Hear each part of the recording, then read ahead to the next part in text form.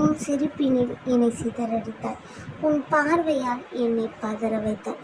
உன் விழிகளால் என்னை செதுக்கிவிட்டாய்.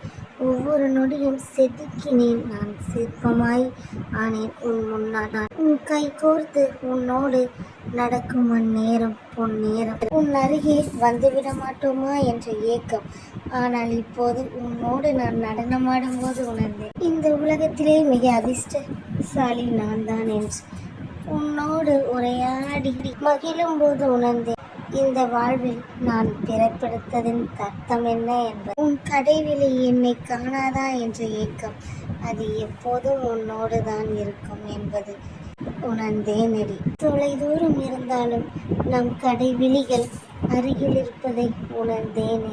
உன் விரல் இடுக்கில் என் விரல் மடக்கில் நாம் இருவரும் இணைய காத்திருக்கிறேன். கவிதை எப்படி இருக்கு மறக்காம கமெண்ட் பண்ணுங்க மக்களே. சப்ஸ்கிரைப் பண்ணுங்க.